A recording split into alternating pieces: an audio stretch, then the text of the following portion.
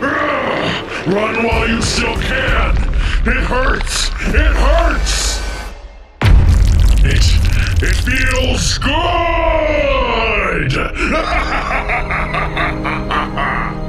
You see that, Pink? Join us. What's the matter? Scared? Where's she off to in such a hurry? Huh? Come here! This can't be happening! The Rainbow Friends can't end like this! Quickly, Pink. This way. Red? Quick, barricade the door. We should be safe in here. Your color is still intact, right? My color? What? Never mind that! What about my brother Blue? We have to go back for him! It's too dangerous. Everyone but us is an enemy. Now we have to move quickly before... Red? Oh dear. Won't you join us, Red? No! No!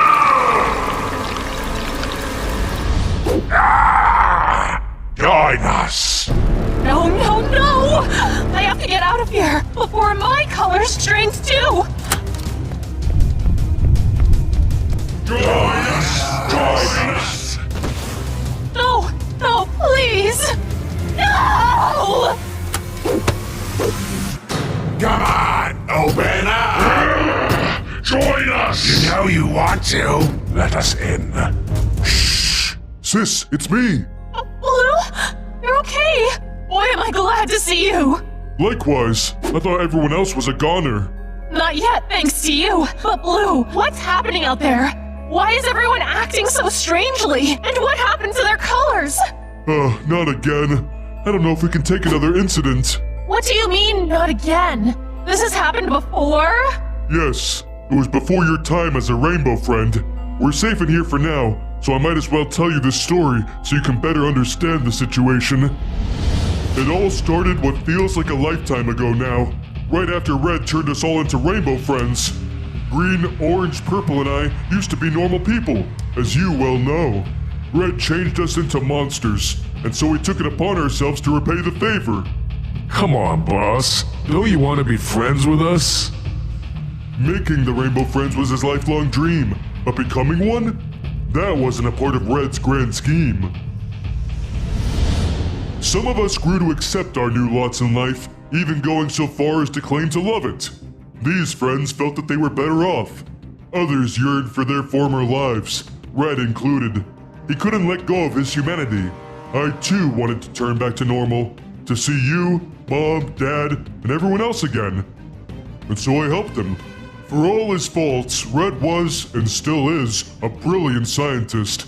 After all, he took us in and developed us into entirely unique and brand new life forms. Surely a man of such talents would be able to accomplish the reverse. That was my thinking anyway. The others begrudgingly accepted Red into our ranks as Rainbow Friends, whereas I was quicker to forgive, all in the hopes of returning to normal. Day and night, Red and I would work in his lab, testing formulas and concoctions left and right. Well, he mostly gave me stuff to drink, and I did. So you were his guinea pig. Not the word choice I'd prefer, but essentially, yeah. Unfortunately, none of his potions had the effects we desired. With each failure, Red would curse his existence, shout at no one in particular, and then throw me out of the lab. He wouldn't calm down until the next morning, when he would be suddenly chock full of new ideas. Sounds exhausting. It was actually exciting. Through every failure, we felt as though we were getting closer to the solution. And all of our struggles nearly paid off on that one fateful night. There was a monsoon right off the coast of Oddworld's pier. It would be upon the place any minute, and Red spurred us to take action. I didn't understand his plan, but as usual, I didn't ask any questions. As the winds and the rain came closer, the roof of the lab was blown off entirely. It was really scary. Red held up a couple of lightning rods, which seemed like a very bad idea. I tried to stop him, but it was too late. Two huge bolts of lightning came down and hit the rods as the rain continued to soak us both. Red contorted as his entire body was electrified. I still remember the screams. When it was over, Red was faced out on the floor. I thought he was dead, but what happened next I never could have guessed. From his body, his color drained out and went into the layer of water on the ground, which carried it away. Red was left laying there white as a ghost. I rushed over to him and tried to shake him back to life. Unfortunately for me, he did come back, but he wasn't himself anymore. The white red bit my neck, and before I knew it, my color had drained too. In that moment, all I could think about was finding the others and spreading my affliction. I wanted to get rid of all the color in the world. Red and I were in agreement on that, and so we began to traverse the play place, looking for our next victims. We found Orange first. He was gorging himself in his cave as per usual. When he heard us approach, he reacted quickly to defend his meal, but calmed down when he saw us. Before we could question our unusual lack of color, we were on him. He put up a good fight, but I was able to get one good chomp in. Orange yelped out in pain before his color left him too. He rose like a zombie, and then we all continued on our hunt to spread the curse.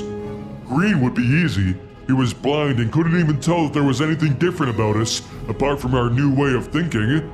The three of us cornered him. Before he went down, he sniffed the air and could tell something was wrong, so he started to swing his limbs wildly in defense. He nearly knocked the three of us out, but I managed to duck his final blow in time. Didn't take long after that for him to quickly join our ranks and set out with us on our new collective mission. All that was left was Purple, who was no doubt cowering in a vent somewhere, so the four of us split up, searching each and every vent. We discovered that the ventilation system was far more complex than even Red realized, but eventually, we found him. But he too wasn't going to go down that easily. He ran, and he was fast. Faster even than Orange. It took the four of us working together to finally corner him in the lab. As we approached him, the rain above suddenly grew silent. Following that, the sun began to rise.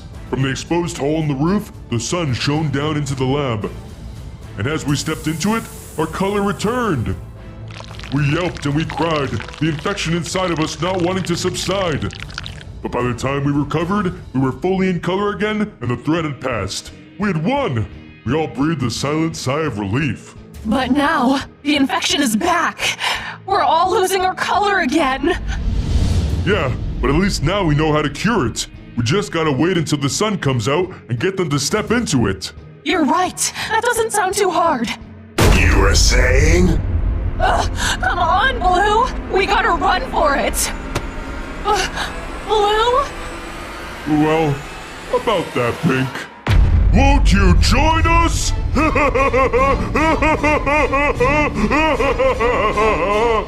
no, no!